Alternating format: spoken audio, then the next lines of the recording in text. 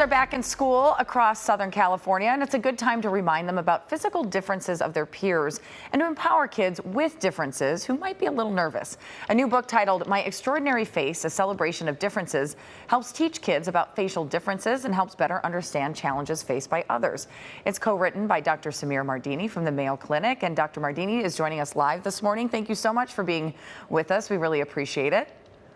Thank you so much. It's a pleasure to see you. Good morning. Good morning. So I was fascinated that I saw this book, and I was somebody that as a kid, I have this mole on my face, and I got teased relentlessly about it by other kids that I wanted it removed so badly. And luckily, when I went into the doctor to ask when I was a teenager, he said, absolutely not. I'm not doing it. You're going to love it when you're older. And he was right.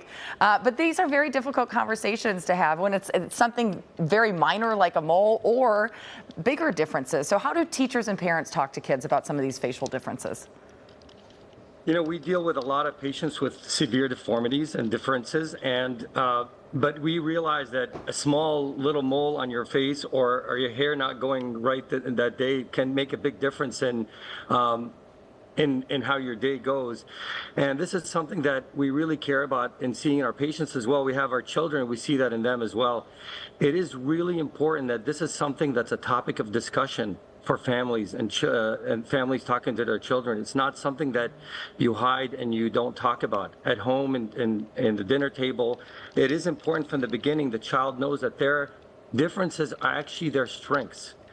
Their uniqueness is actually a strength that they can harness and enjoy. And children are harsh in the way they talk to each other, but they mean well. And so understanding from the child that has a difference, it is important to understand that the children around them may mean well, and the words that come to them and what they hear may be difficult to hear for them. They can explain to children, other children, they can tell them what the differences are. They can talk about them. For example, if their ears are big, they can make a joke about, you know, I can hear you better. They can break the ice, and children just will naturally go back into playing and doing the things that matter to them. But when a child does not have any skills to deal with these differences, has never talked about them before, it becomes very, very difficult for the child to proceed with their day. And I think what we are trying to do is give the child comfort in dealing with their differences, give them coping skills to deal with their differences.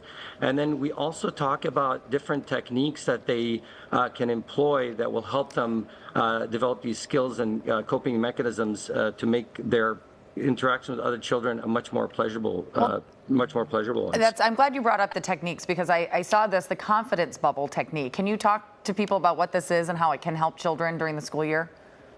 So, you know, every child will realize after reading this book and talking to their families that their differences is something that's special to them. And after employing those mechanisms to develop, to understand who they are as a person, they will then do this bubble technique where when they're being teased or when they're having a challenging time, they take a deep breath. They imagine this bubble around them inflating that will give them some comfort and confidence to remember all the things that they understand about themselves, and then to sort of isolate everything around them. It empowers them.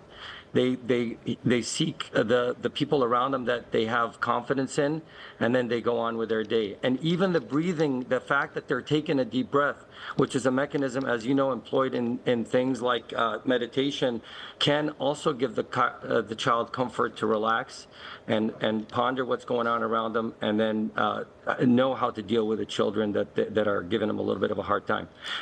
I feel like as adults, we kind of all know these things, and you know, we've been through it, and we're able to kind of, I'm sitting here nodding, agreeing with a lot of what you say, but it can be so hard to implement.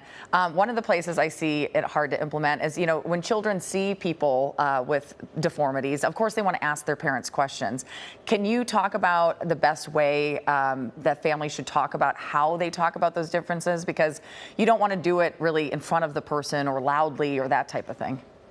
Yeah, it is important that this conversation starts early on. There's no need to wait till a child is 10 years old to realize that they have a difference. They know that because the children around them, when they're 4 years old, may be asking them questions. So I think talking about this early on, you know, the ordinary, and everybody is, looking, the most ordinary people, they don't get teased, but extraordinary, whether you're extremely intelligent, or whether you have a difference, whether you have a different tone to your skin that is not common in a place that you're living. All of these things will make you extraordinary, and that extraordinary feature that you have is something that is who you are as a person, and you need to teach your children to enjoy that, to appreciate it, because like you said with your mole, it is something that you're proud of today, and at that time maybe other kids asking you about it was very difficult to handle, but you realize now that this is something that makes you special and makes you who you are. Yes, I'm very glad that I had I feel like my doctor empowered me, which was great. So Dr. Mardini, thank you so much for being with us this morning. It's great information.